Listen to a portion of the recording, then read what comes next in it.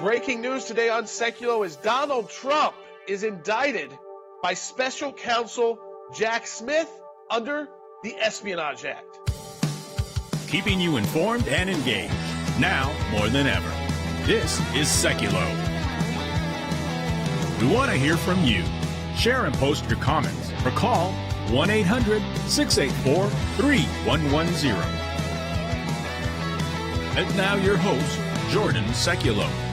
All right, welcome to Sekulow. Folks, we are taking your calls. I'm sure you have a lot of questions at 1-800-684-3110. As you can tell, we're remote right now, but we are live. And we wanted to make sure you had an opportunity to learn as much as we can, provide you with the information involving the indictment, the federal indictment against President Trump. Now, we have not seen the actual indictment. What we know about is a summons, which explains some of what would be in the indictment. A formal indictment could be released earlier than Tuesday when President Trump faces arraignment in federal court in Miami at 3 p.m. Eastern time. But it could also be similar to New York, where we didn't really see the actual indictment until that procedure was ongoing. So we will provide you with as much information as we can. I want to go right to my dad, Jay Sekulow. Dad, we know that the top-level charge that everything else stems from is the Espionage Act, which dates back to 1917. And it's the provision of the Espionage Act not about sharing what is called defense information with a foreign government or foreign representative. That, again, is the crime of can be punished by death. This is the retention crime, which is retaining classified, well, not classified because that word didn't even exist at the time, but retaining national defense documents. Yeah. So, Jordan, what is clear here, and again, let me tell you what's not clear. No one has seen the indictment other than the government. The lawyers that were representing Donald Trump yesterday, Jim Trusty and Attorney Rowley, have now been dismissed, or they have retired or resigned rather. They're out. There are new lawyers coming in. I suspect those lawyers will be probably from the Miami Defense Bar, which is a well-known and well-respected defense bar. The espionage claim, which sounds, you immediately think of spying. That's not what this is. This is the retention. It appears, based on the summons, not the indictment, it appears that it's based on retaining documents and then an allegation that the former president then talked about those documents or maybe shared those documents with people in the room. There's a report that the government actually has an audio of the former president discussing the document. But let me just say this. Some of this is speculation right now, but we also know that another individual, because there is a conspiracy charge here, has been indicted, and that conspiracy charge is with Walt Nuda, which is one of the president's personal aides. He was a U.S. Navy chief when he was at the White House. Let me go to Andy Economo on this. Andy, the lawyers are basing their statements, the former counsel, they're not the lawyers now, on the issue of the summons. They're saying this is what they think the charges will be from the summons, but that may not be what it is at the end of the day. That's exactly correct, Jay. The summons is merely a skeletal outline of what it is that the government is actually charging a defendant with. The actual charging instrument, the indictment, will be disclosed either prior to arraignment or at arraignment. Arraignment is simply a fancy term for the presentation of formal charges against a defendant. They either read the indictment or they simply waive the reading and they give them a copy of it. But that is exactly correct in what you said. Summons merely means come to court. You're going to be arraigned. You're going to be presented with formal charges, and you enter your plea at that time, whether you plead guilty or not guilty to the charges. Yeah, and I wanted to kind of clear up a couple things just so people know right off the bat. President Trump, Dad, will be fingerprinted, will be photographed, but last time around we didn't see the photograph. Is that the same kind of negotiation you think happens at the federal level, or because it's federal, do you think the photograph comes out? It's hard to say. There are no cameras in this courtroom, so that's not allowed at all. So there's not going to be a camera in the courtroom that is reviewing providing materials. So that's number one. Number two, I don't think there's going to be the traditional mugshot because he's not being arrested. He's responding to a summons. It's a short procedure. We'll get into it in the next segment. It's basically entering a plea of not guilty. All right, folks. We'll take your calls, 1-800-684-3110. Let me underscore this, though. The Biden administration is trying to put President Trump away for 75 years. That's life in prison. We'll be right back. The Justice Department has just indicted former President Donald Trump over his handling of classified documents after he left office. The former president announced this news just moments ago himself in a post on his social media platform, Truth Social. Here's the quote. "The corrupt Biden administration has informed my attorneys that I have been indicted, seemingly over the boxes hoax, even though Joe Biden has 1,850 boxes at the University of Delaware, additional boxes in Chinatown and D.C., and even more boxes at the University of Pennsylvania, and documents strewn all over his garage floor where he parks his Corvette, and which is secured by only a garage door that is paper thin and open most of the time." Donald Trump, as you mentioned, the first president, former president of the United States to be indicted on federal charges. This is also the second time a former president has been indicted, period. The nation has never seen something like this. A major candidate for office, arguably the leading nominee of his party, indicted, criminally indicted, and defending himself from criminal charges. Sources tell CBS News that Trump has been told to be in Miami Tuesday to be arraigned. In a statement, Trump said the indictment was politically motivated and election interference. What we've seen over the last several years is the weaponization of the Department of Justice against the former president. You don't have to be a Republican to see injustice and want to fix it. You don't have to be a Democrat to see injustice and want to fix it. You just have to be an American and stand up for the right things. They're moving right now to expand the legal team. We hear that Todd Blanche, that white Jew lawyer who has worked on the New York case, is now going to play a central role in this ongoing federal indictment and the possible trial on the horizon. But they see this not only as a legal war, but a political one. They are not going to settle. They're not going to look for a deal based on our discussions tonight with sources close to Trump's legal team. They want to take this to trial.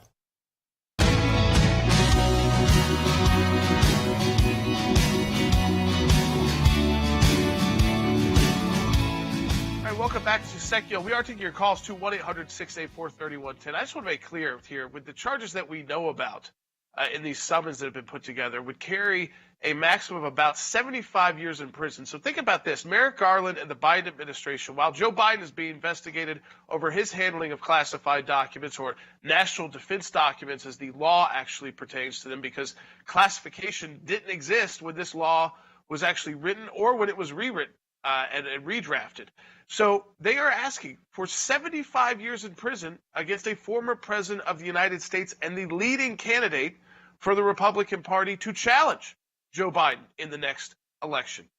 What amounts to be a life in prison sentence, 75 years. If this is just the charges that we know about from the summons. Now, I also want to go, and we're trying to break it all down for you too, about how long this process takes. So we know there's this kind of rush to get the actual indictment that we'll get sometime between now and Tuesday afternoon, when President Trump is arraigned in the Miami federal courthouse at 3 p.m. Eastern time.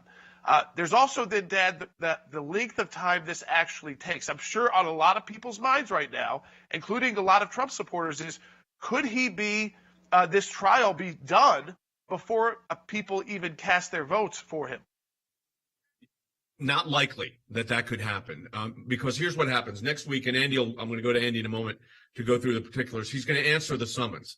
Then there will be a series over many months of motions on evidence, on constitutional issues that may come up, legal issues that may come up. I mean, no one anticipated initially that this indictment was going to be coming out of Miami, and it is. So they've been doing all this work in D.C. So I think when you look at it realistically, the time frame, there is no way.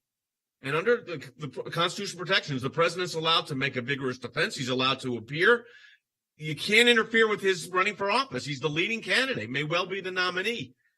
Andy, you looking at it right now, what's your sense of time frame here? My sense of the time is that it's going to move rather rapidly. But as you say, nothing in the justice's program moves rapidly. You're going to have an arraignment. You're going to have a entry of a plea of not guilty. And then the judge is going to set a period of time for the filing of motions.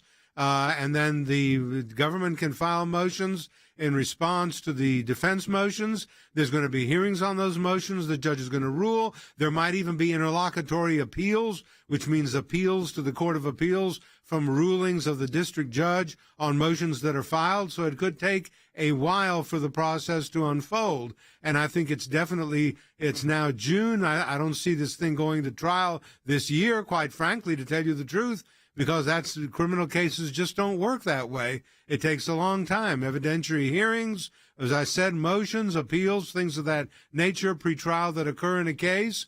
So that's Jordan, how the way that this thing works. It's a drawn out process, and it's a process that's intended to give due process to the accused in this case, and to the government for that matter. But I mean, it seems though, even Dad, from that timeline, that there's a potential that while the case will not be finished, but that President Trump the trial will have begun while people are voting in states like South Carolina in the Republican primary. That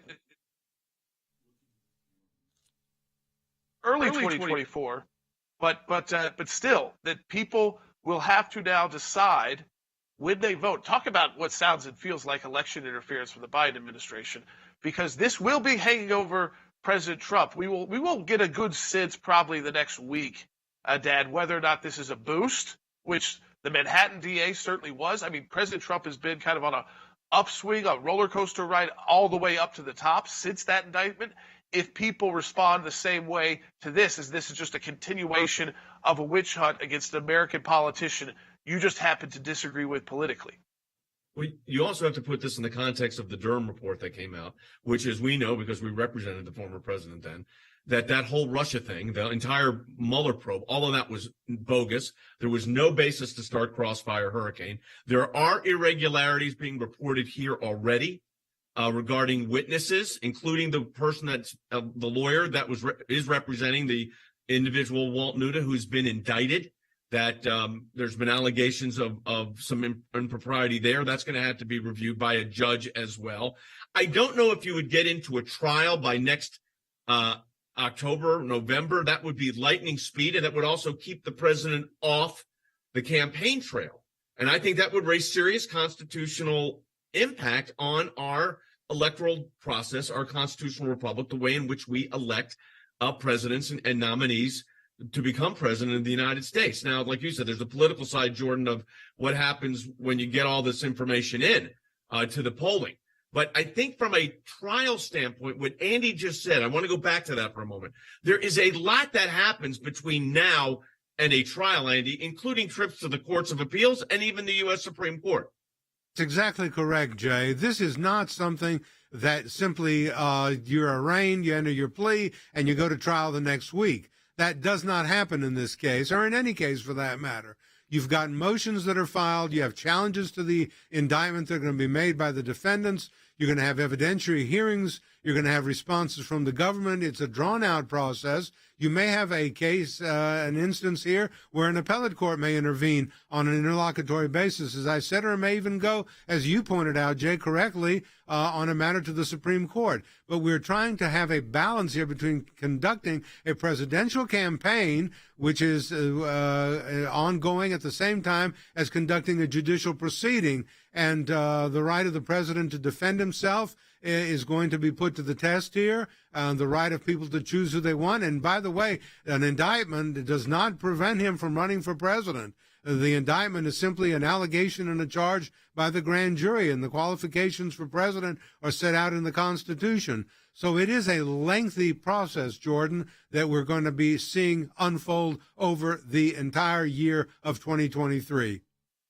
Let's go right to the phones. 1-800-684-3110. Part of the show today is that we want to answer as many questions you may have about how this impacts the election, how this impacts the Republican primary. Let me start first with Jerry in Rhode Island on line one, because Jerry picked up on something interesting as well that we haven't gotten into yet. Hey, Jerry. Hey, team, and I've been listening to everything the professor said, Mr. Economou says, and the cynic in radio land says, when was this grand jury in Miami? When was this indictment, and was it timely released today, right after the bribery scandals facing Hunter and the Bidens? I mean, there's certainly a lot to unpack there. One is, you had the major explanation by the members of Congress what they saw in that skiff. And they saw in that skiff was that it was a Burisma board member who is alleged to have paid then Vice President Joe Biden $5 million to enact specific U.S. policy. That comes out the same day, literally, that this news breaks. So there's obviously questions about the political motivations. But let's be honest at this point. Do you have any question, really, that this DOJ is politically motivated? Do you think Joe Biden's going to be treated this way? You think the Espionage Act is going to get used against the sitting president of the United States or his son? I doubt it. Now, that's first. That second is, we heard this week, actually, and I think it was maybe it's early or late last week, about this Florida grand jury, and there was a little bit of question about what it was looking into. Now we realize it was because they were going to use that as the main venue. That's because they had a venue problem.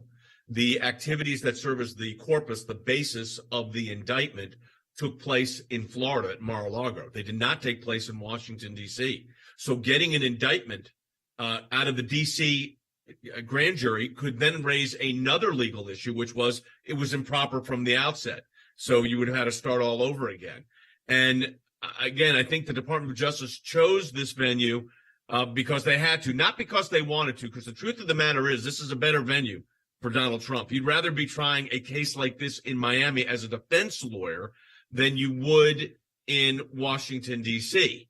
And as we know, two of the lawyers are now no longer representing the president. It's Rowley and Trusty. They're out, and I suspect we're going to see some lawyers from Miami. Andy, you're from Miami. It's a very aggressive and very well-respected defense bar in Miami, Florida. That's exactly right, Jay. I was born and raised in Miami, went to Dade County schools. I know Miami pretty well. The defense bar in Miami is indeed very, very vigorous, very proactive. They're not going to let anybody's constitutional rights be trampled upon. They are vigorous in their pursuit of justice for the defendant in the case. So I look forward to a very vigorous defense here of the president. And I'm going to pick up on something that Jordan said with the Hunter Biden situation and the bribes thing. This is perfectly timed by the Justice Department to further its political goal here. This was a diversion because of the Biden announcement that had been made. So the way they divert it is to simply indict him. All right, folks, we'll continue to take your calls. 1-800-684-3110. If you're watching this broadcast, this special broadcast, as you can tell, a lot of us are on the road. Share it with your friends and family. If you are watching, if you are listening, keep it on that dial, keep it on that station, and support the work of the ACLJ. aclj.org. Donate today. That's aclj.org. When we come back, we'll take more of your phone calls about the indictment, what this looks like moving forward, the politics of this, the law regarding this, when we return in just a couple minutes on Sekulow.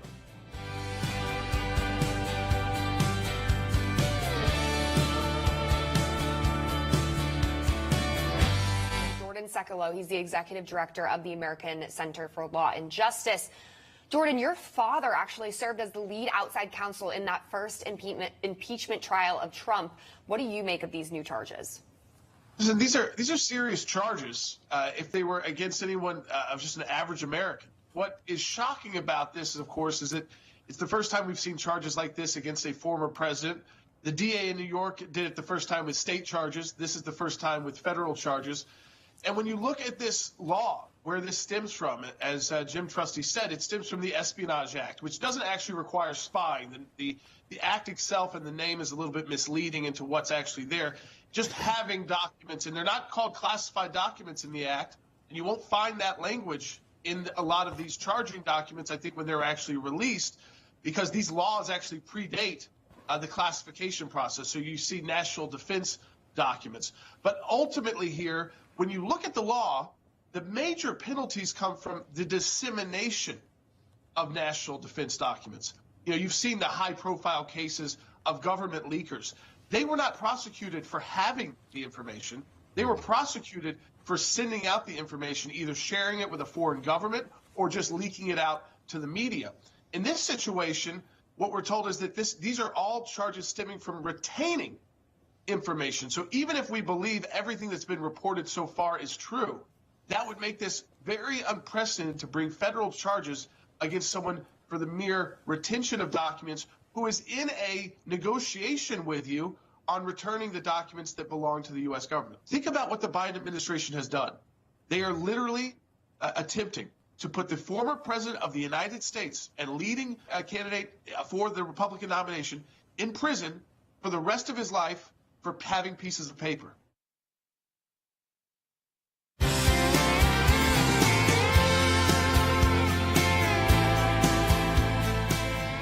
I was on Newsmax this morning before I did this interview, and I think what I said there, which I think it hit home with that audience, is just to take a step back from all the specifics for just a moment and realize that Joe Biden and his Department of Justice includes the Attorney General Merrick Garland, because they okay these decisions by special counsels. This is not an independent counsel. This is a special counsel. They work for the Department of Justice and for the Attorney General.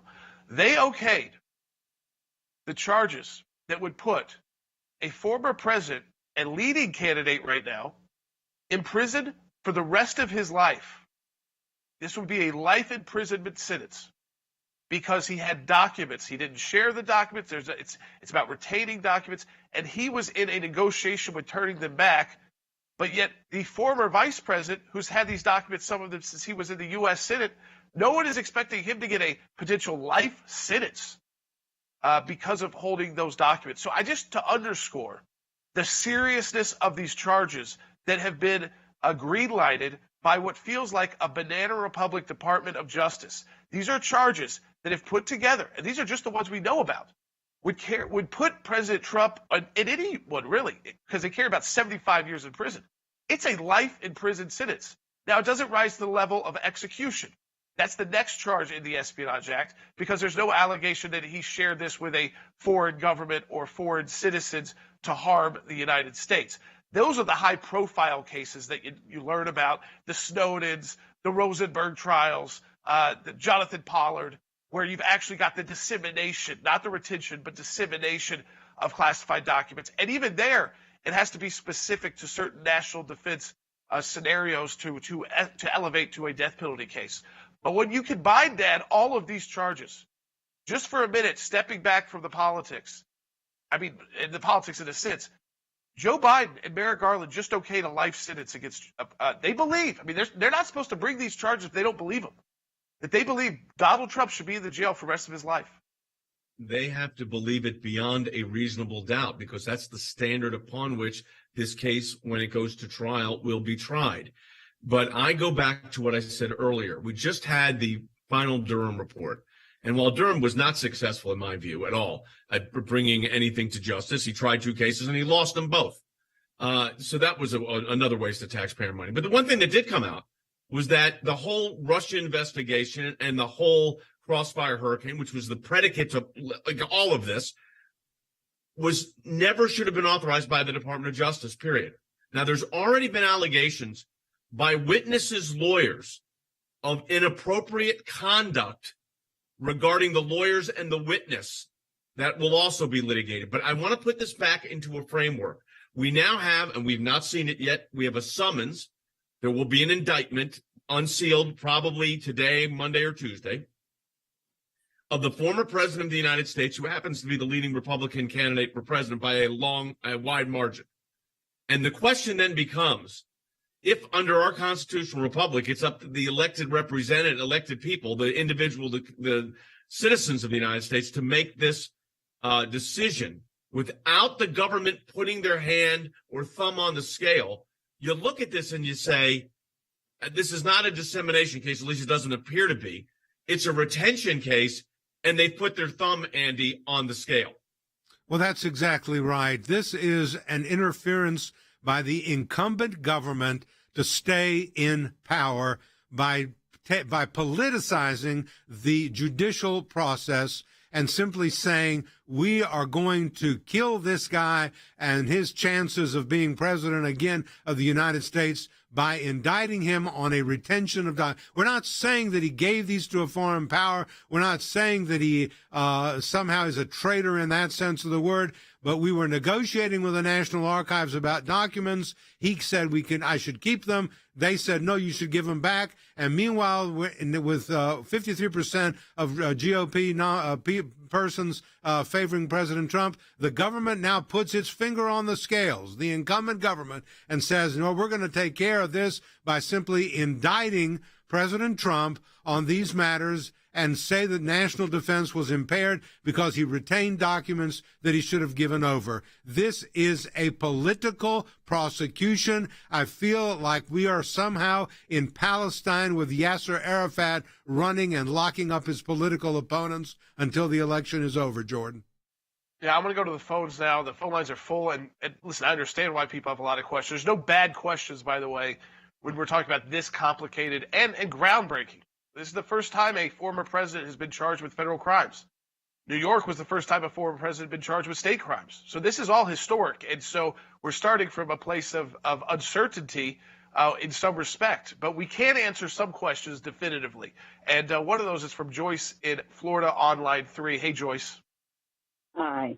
Thank you for taking my call. My concern is with all the stuff that they're charging him with and now this thing, how's that going to affect his ability with the, running and all of the primaries and stuff? Will we be able to hear him and see him? And if the American people do vote him in with all of this going on, can he become the president? I think they're so afraid that he's going to that they're pulling out all the stops. But we're praying. So that's my question. Are we going to be able to hear him? Is he going to be able to go out and do what he usually does when he's running for president? So some of that, Dad, was based on the timing. It doesn't appear that this will seriously impede yet his ability to campaign. I mean, it certainly hangs over him the entire time he campaigns, and certainly he's going to have to spend a lot of, brain power and time off the campaign trail working with these attorneys, working with his defense team. So yes, and of course, in a sense, it does impede him.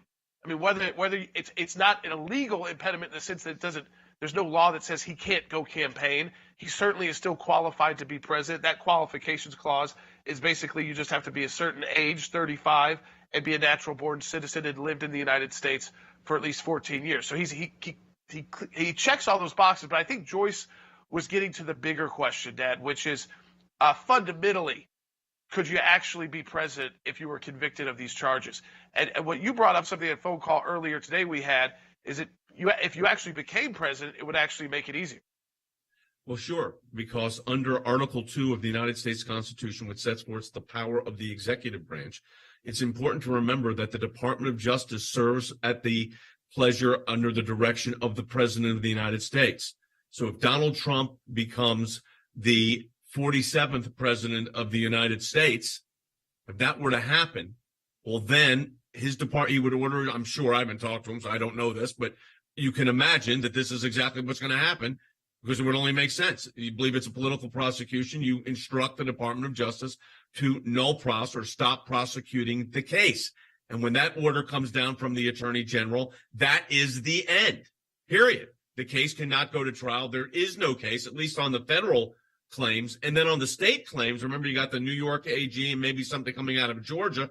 Well, the rule of the most of the cases, and we argued these at the Supreme Court, is that you're not going to be able to try a sitting president in a state court proceeding. Investigating is one thing. Trying a president is something else, because that would interfere with their Article 2 authority, and under the supremacy clauses and under Article 2, the commander-in-chief would be exempt, if you will, from prosecution at that point. And that's why, Andy, I don't see any way this goes to trial before the election. Now, the question will be, if Donald Trump is not the nominee of the Republican Party, Andy, how does that all play in? But from a timing standpoint, what happens next? Well, we'll answer that when we get back. We got 5 seconds. We'll be right back on Sekulow.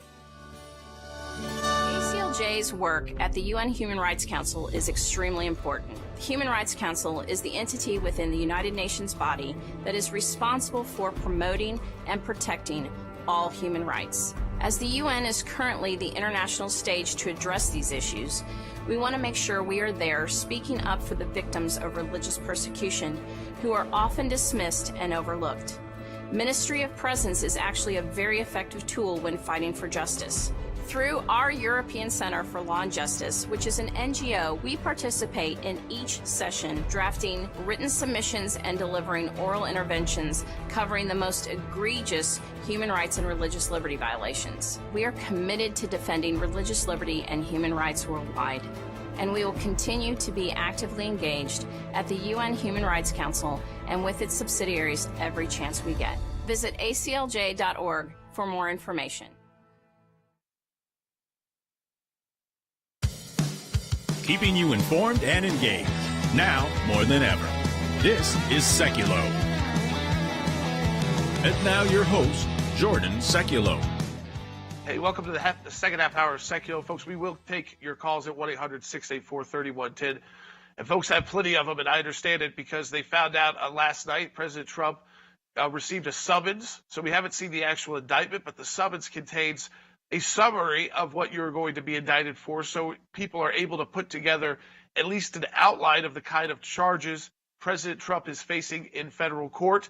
He will be arraigned on Tuesday in Miami at the federal court there at 3 p.m. Eastern time. Sometime between now and then, the indictment should be released, so we would see the actual charges, whether or not that was something we can address on Monday's broadcast, or do we have to wait until Tuesday afternoon? Because remember, that's what happened in New York. Of course, that was a state proceeding. So we're taking your calls and questions about how this impacts, of course, the legal questions, the political questions. And let's be honest, I mean, Dad, it's actually hard to separate those in this kind of situation because everything seems to reek of politics when you're talking about the historic first time ever the federal government has prosecuted a former president. Well, you have to put it, as you said, in the historical context and in the constitutional framework. And from an historical context, this has never happened. And for good reason. We don't put in jail our political opponents. The current administration, that's what you have to understand here. Who's bringing this case? All the focus seems to be on Jack Smith, the special counsel. But in reality, who's bringing the case? Well, the case is being brought by the Biden Department of Justice. The Biden administration's Department of Justice are the ones that are bringing this case against Donald Trump. So it is one political opponent, the leader of the Democratic Party, the current president of the United States, going after another political opponent, and that is the current leading Republican candidate and former president of the United States. So you cannot ignore that reality, Jordan, in this. Now, you know the politics better than anybody. I don't know how this plays out politically yet because we haven't seen the actual indictment. No, I mean, I want to go to the phones at 1-800-684-3110. I think politically here, and we'll know very soon, we'll know by Tuesday, does this just double down the support for President Trump? He gained about 12 points in the polls, national polls, from the time he was indicted by the DA until a couple of days after that. People just saw it as just a continuation and actually in a sense, a justification for President Trump using terms like witch hunt. They said, you know what? He's right. They literally will not stop. And then you see this federal charge. So I think there's a sense that it could play out that way. But I do already understand from our callers, Dad, I'm picking up, is they understand it's different when it's federal charges. And they also understand that while it may not prevent you from actually running or being president, that it's certainly going to potentially hamper you on the campaign trail. Now, I think President Trump is unique in his toughness and ability to kind of take this on and still campaign vigorously. He'd be unique in that front. I don't think there's many other politicians that could balance these two. I think he's shown the ability to do that. The question is, will voters say, I'm okay with someone who is this burdened? And I think that's what the Biden team is trying to do, is say, oh, look, he's too burdened to be president of the United States, because they've shifted from almost wanting Donald Trump to be the nominee to being scared that he's going to be the nominee. And I think that's shifted in just the past 3 months. I want to go to the phones. We've only got a minute left in this segment. So we come back. We're going to really spend time taking your phone calls. So I'm going to start with whoever's been on the longest, and we'll go from there. So we will stick with these phone calls because I understand all of the questions. I mean, we have questions too. Not everything has been answered. But what we do encourage you to do is stand with us at the ACLJ as we fight these battles, as we break these issues down for you. You can support the work of the ACLJ financially at aclj.org. It's one of the reasons this broadcast is on every single day of the week, and we're able to bring the team together that we can is because of your financial support of the American Center for Law and Justice. Even while we're on the road, as you see, our team has put together technology so we can still come to you just as live with just as much information. aclj.org. That's aclj.org. Donate today. We'll be right back, taking your questions at 1-800-684-3110 on Sekulow.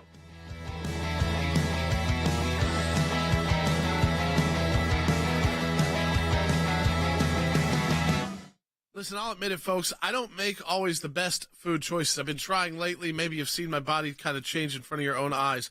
And the CDC says I should eat 6 cups of fruits and veggies a day. Let me tell you something. There's zero chance Jordan Sekulow is eating 6 cups of fruits and veggies a day with my kind of schedule. And it's not just like random 6 cups of fruits and veggies. It's very specific veggies and fruits that are good for you. And this is a lot to handle when you got kids at home and a full-time job and you're traveling, you're on the road. But according to a massive study, people who do eat healthy, that we live longer. It's not very shocking. You have less heart disease and diabetes, and you have less cancer. Yeah. So we want to get to that point. So let's tell you about our friends at Field of Greens. One, they support this show, which is awesome. A lot of organizations wouldn't do that, but they are taking a stand. They're saying we're going to put our money behind Sekulow, which is awesome. But unlike other fruit and veggie supplements, each specific fruit and vegetables in Field of Greens is medically selected to support specific functions. You just take a couple scoops and you are good. You get your full servings, your daily servings, and it's easy. The biggest benefit they have is it works very fast. And if you're like me, you're going to feel healthier, have more energy, your skin's going to look better, your hair's going to look better, and in general, it's going to help you lose weight. But the biggest benefit, as I said, is they have a better health promise. It means you go to the doctor, and the doctor doesn't say, whatever you're doing, stick with it, keep it up. You can return it for a refund. But again, they support us here on Sekulow, so I'm going to ask you, if you're looking for one of these companies, look at Field of Greens, and there's an easy way to do it. Go to fieldofgreens.com, and I got you 15% off your first order, plus another 10% when you subscribe for recurring orders. All you have to do is use the promo code J, J-A-Y. Write that down, J, and you're going to get that discount. Again, that's fieldofgreens.com, promo code J. We got a packed show coming up. We'll be back on in 5 seconds.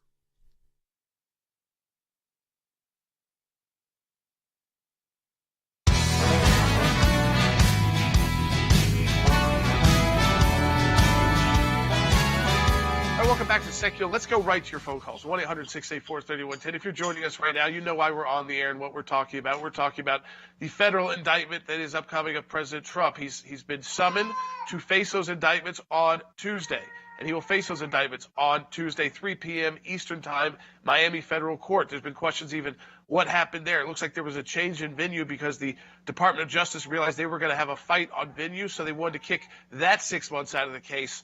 So they've decided to move it to Miami. Now, it's a very different city than Washington, D.C., and I think potentially much more friendly to President Trump because you have a lot of people in Miami, regardless of their political views. But I realize this, just immediately as someone who lived down there and worked down there as well, a lot of people from Miami, Republican or Democrat, fled countries because of the Banana Republic political persecution of, anybody who was president, the next president puts in jail, or you support one president, you end up on the bad list of the government if another president comes in.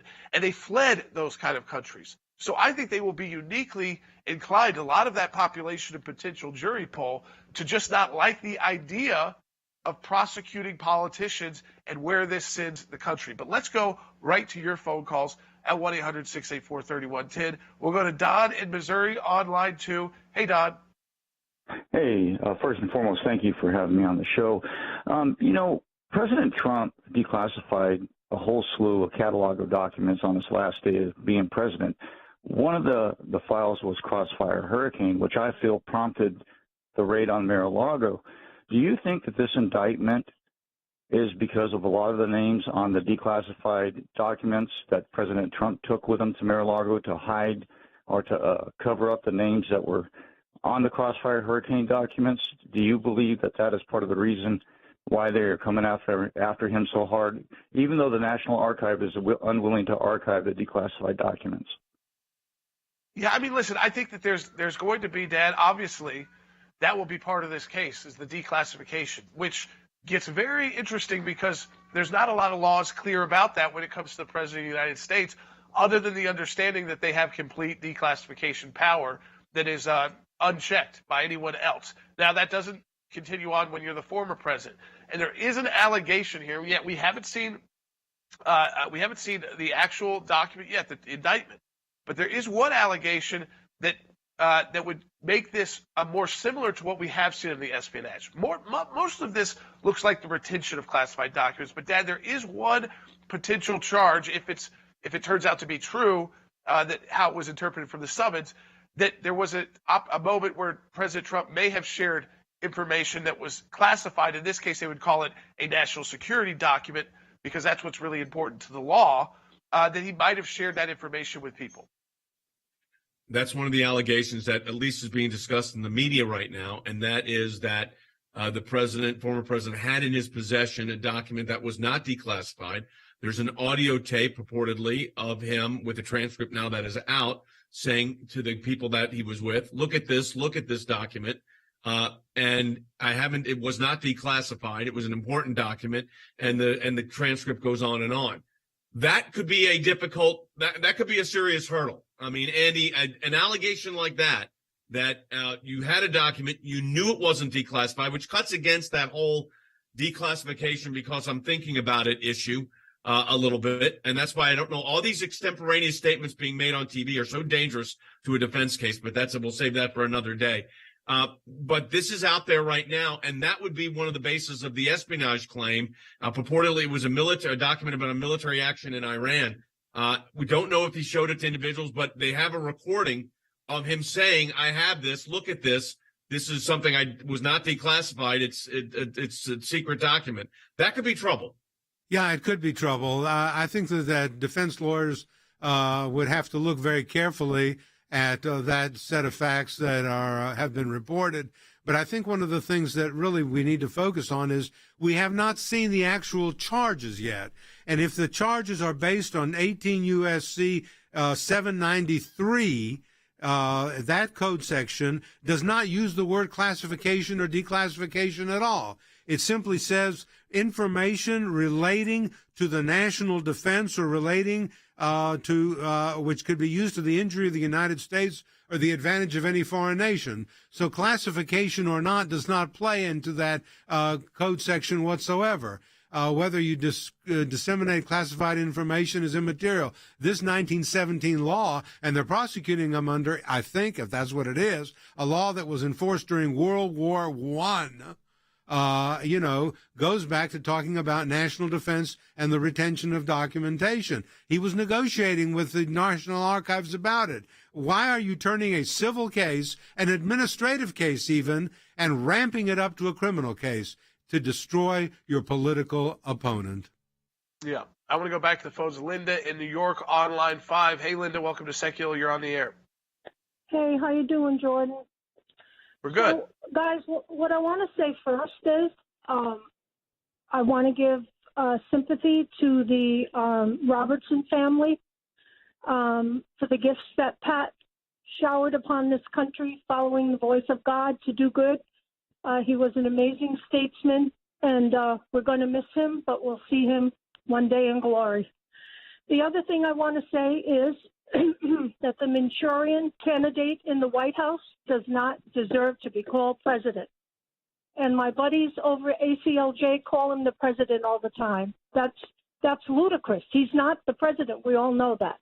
But why hasn't more been done to undo the corrupt election? One.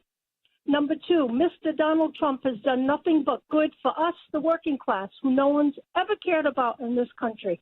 No one. And that's why he's being persecuted. Everyone knows it. Kerry Lake, all of them.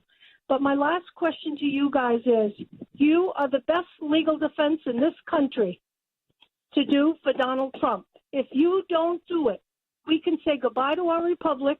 It's on its way out. It might be gone already.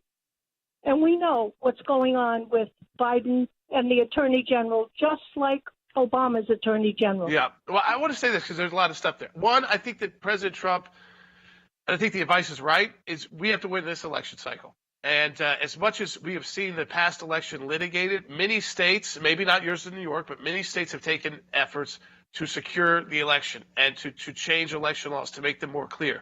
Second, there's a ballot chasing program now that's been enacted by the RNC. I know our friend Sean Hannity is very happy that Ronna McDaniel has done that, and that this will, again, enable us to even begin legal ballot harvesting in states that allow that the Republican candidates should be utilizing in campaigns every single thing that is legal under campaign law, right to the edge, that you do all of it, that you don't say, hey, we just don't like the idea of absentee ballots. So that's going to be different. The absentee ballot chase program, the laws have been changed in many states to make it clear what is and what is not legal. And there's been more ballot integrity put into the laws. Second, I do think that, and that was initial reaction from a lot of commentators who aren't attorneys, is that this does seem to kind of be the end of the America as we at least knew it until 2023, a country where you didn't prosecute your political enemies because you don't like their politics. Well, that part is, I think, been the problem from this case from the outset. But I want to address a couple of the callers' comments. Well, number one, we call President Biden the president because he took the oath of office. Whether you question the actual election and how it went out, those challenges did not merit, at least in the federal court's views, any kind of challenge. So we're going to respect the office of the president, even if we don't agree with the policies of the person that's holding that office. Let me also address this thing about legal representation. Well, Jordan, the three lawyers you're talking to today have all represented President Trump for over 4 years, including Mueller, including Ukraine impeachment, and numerous other 3 Supreme Court cases. So we're not new to this. We're not handling this case. This case is being handled, it's out of Miami. He's changing his lawyers right now. I don't want, people to understand, the president's changing his lawyers. It makes sense. The case is out of Miami now. He's going to probably bring in a team more familiar with that jurisdiction. Andy, you practice down there. But, look, I mean, we have not seen the indictment yet, folks. So it's a lot of speculation.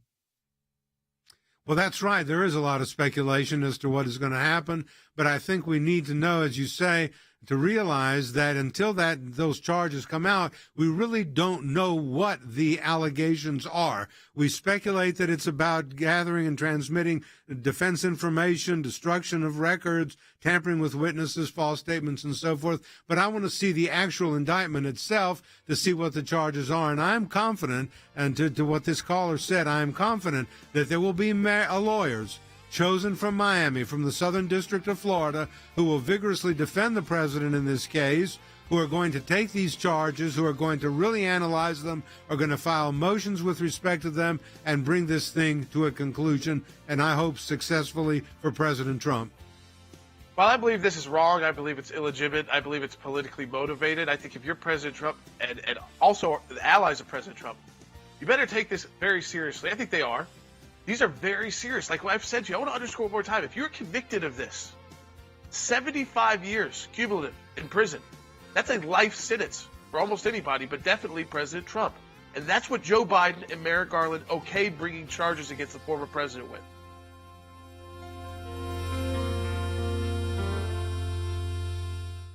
I'm an innocent man. I did nothing wrong. Within minutes of announcing his own indictment on social media, former President Donald Trump declared his innocence and blamed Democrats for the special counsel's move. They figured the way they're going to stop us is by using what's called warfare. And that's what it is. This is warfare for the law. Trump's attorney says the 7 counts include unlawful retention of national defense information, obstruction, conspiracy, and false statements. Former President Trump is expected to be arraigned Tuesday in Miami federal court following his historic indictment for mishandling classified documents. Now, officials say law enforcement is scrambling to prepare security measures, and the Justice Department is already moving additional resources to South Florida. Now, it's notable that Special Counsel Jack Smith obtained the indictment in Miami and not in Washington, D.C. to help protect the case from potential backlash over the location of the trial. It's a really sad day for our country. I mean, if you believe in the rule of law and if you believe in equal justice under the law, this should concern you because, we have what appears to be a completely political prosecution of the former president, the current leader for the Republican nomination, a weaponized U.S. attorney, a weaponized Attorney General of the United States, have unleashed the full force of the United States government against a former president, the leading Republican nominee to take on the existing president. We have never seen anything like this in the United States. There's this thing called the Presidential Records Act. It is precisely dealing with presidents and former presidents and basically saying, and DOJ agreed with this years ago in a case involving Bill Clinton, that the former president gets to decide what he keeps. He should work really closely with archives. They can ask him nicely. If they get mad, they think he's holding on to too many things, they have a remedy called civil suits. There is no criminal penalty for violating the Presidential Records Act.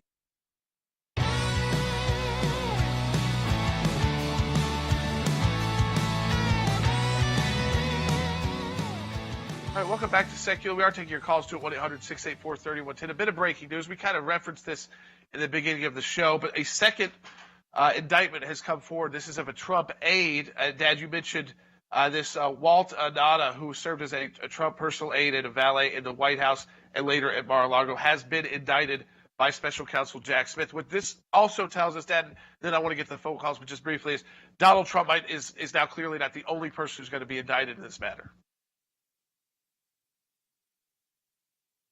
Yeah, we don't know who else right now is other than Walt Nada. We do know that it was the president's. It was the chief Navy steward at the White House when the president was in service. He then left the Navy after a distinguished career and went to work with President Trump as a personal aide. He has been evidently indicted for conspiracy, and that conspiracy charge is going to relate to the retention, or at least it looks like the retention of the documents, and that obviously creates an issue. This is not the final indictment, though. And, of course, I expect that there will be other indictments. I don't know this, but based on all the witnesses that went in and the nature of these cases, you would think that there's a lot more ahead. This has nothing to do with the January 6th investigation, which Jack Smith is also doing, although that one is, I think, getting close to wrapping up. And in August, Andy, they're expecting an indictment out of the Fulton County District Attorney. Well, that's true. The state of Georgia, for whatever reason, is looking to see if President Trump somehow colluded in violating the election laws in Georgia. So there's another state charge that the district attorney has been pursuing there through counsel. There is, of course, as you say, other investigations and other charges that may be brought. But in every instance, in my opinion, these are political machinations put into place in order to try to derail President Trump's campaign. This is wrong. This is not the American way. You simply don't indict your political opponents and seek to put them in jail. That's what I believe, George. The phones. Let's go to the phones. Clay in North Carolina on line 4. Hey, Clay. Well, Brother Jordan, Brother Jay, and Brother Andy, thank y'all so much for taking the call. Thank you. I give thanks to the Lord for the job that y'all are doing. You know, it's interesting. I'm not a big political guy, but I was watching Newsmax last night, and the indictment has happened. I'm just wondering, is this an actual, little, or reality indictment that is going to happen, or is it just a ruse? And is this going to affect Trump going down the road? I mean, you know, I heard about Newsmax also brought up this. This is coming on the coattails of this $5 million bribe. Are they just trying to do this to say we don't need him here because of what he did? I got a feeling that they're just trying to say this is happening because of what can possibly happen of him being, you know, the next president in line. So I'm just wondering, is this literally going to happen, or is it a ruse? No, I think, listen, this is going to go to trial. If they can get it to trial, Dad, they're going to take it to trial. The end game here, we have seen it. I mean, they have been more dedicated to this than anything. The Democrat Party, including the weaponization of the Department of Justice against Donald Trump. I wouldn't even say against Republicans, against Donald Trump. Is Dad, they have been dedicated to one day getting him prosecuted for something in some court. They don't care if it's a state court. They don't care if it was impeachment, but that failed. They don't care if it's a federal court. They want to see President Trump behind bars, and they have been dedicated to that since before he even took the oath of office when he won the 2016 election. I think that this indictment, first of all, it's for real, to answer the caller's question. We haven't seen it. We see the summons, the former lawyers have talked about it. They're now out. But it's an indictment. So it's a real criminal case, and it has real criminal exposure. Now, what it does politically, we're going to have to wait and see. But you have to defend this as a case. So the former president is going to assemble. It looks like he's in the process of doing that right now. I just checked my phone to see if anybody else has joined that team. There are 2 lawyers that are out, and that was the 2 probably. You've had 3 really in the last couple of weeks. You had Parletor's out. He was involved. Trusty is now out. You probably saw him the most on air. And Rowley, who you didn't see much on air, but was involved as well. They're all out now. And Todd Blanche, who's a well-known criminal defense lawyer, is in. And they say an additional lawyers will be added. And the truth of the matter is, Andy, the former president needs to add additional lawyers because this is the real deal. So to answer the caller's question, no. This is the real deal here. Well, that's true, Jay. This is not just a fake indictment. That you may not agree with the charges, you may not agree with the reasons that are being brought here, and we believe, and I do, that it's a political prosecution. But this is a real indictment returned by a real grand jury sitting in the Southern District of Florida, and it's got to be defended as a real active criminal case with all the lawyers necessary with their special expertise. That is an absolute truth. There's no doubt about that. All right, let's go. We'll take another phone call. David in Texas on line 1. Hey, David.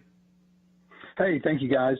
Jay, I've been following your work for almost 40 years now. Thank you for all you do. Quick question. Is there a way to file a motion, and I'm ignorant on the terms, to preserve the same things that were destroyed during the Mueller investigation, all the electronic devices, the communication that went on? Is there a way to prevent that from happening with this new prosecutor, Jack? I don't know his last name, and that's my question. Jack Smith. Yeah, Jack Smith. So it's a pretty. I think people now know that name on the top of their list. But then, people are worried about preservation. Basically, is the ideas that we've seen in these investigations when things went sour for the government. Suddenly, they had deleted all the information. Right. Which we raised that with Mueller. I mean, the 2 agents that were corrupted in the process, according to now the John Durham report. A special counsel there said they wiped their phones clean. The government did that. I mean, think about that for a moment. So that's why you got to remember all of this when you're looking at this prosecution. There has been an issue raised recently in the last 48 hours. Now, they may have raised it earlier, but it's been public for the last 48 hours about a lawyer for one of the witnesses who is a Democrat, the lawyer, who has been, the allegations are that, and he's purportedly filed complaints with the Department of Justice that he was basically told to get his client to flip or he's not getting the judgeship he was supposedly on the desk of President Biden for. Now, I don't know the details of that, but there has been those allegations. They were discussed on TV by the president's lawyer, former lawyer Jim Trusty, yesterday. If those prove to be true, that's very problematic for the government because you cannot have all of these missteps and all of these calculated moves that change the justice system that requires under our Constitution the due process of law. That's what's required. And they can't just say we're going to dispense with due process because it's a former president. That's absurd. All right. So, folks, here's our plan for you. We've come to you live for you today. We know that the arraignment is on Tuesday at 3 p.m. Eastern Time. We'll be with you on Monday. We will watch this afternoon to see if there's any movement on the indictment. But again, that might not be released until the same moments that President Trump is being arraigned. It does look like on the federal court tracking system, the PACER system, that they're there, but they have not been unsealed. So we will see about that information. But also, we want you to continue to support the work of the American Center for Law and Justice. You can donate today at ACLJ. That's aclj.org. And this is a broadcast, especially if you're watching. So Rumble, Facebook, YouTube, when we're finished, the broadcast will restart. You should share this one with your friends and family who care about this issue because you're not going to get this kind of detail in any 5-minute cable news hits. Share this broadcast with your friends and family. We will talk to you on Monday here on Sekulow.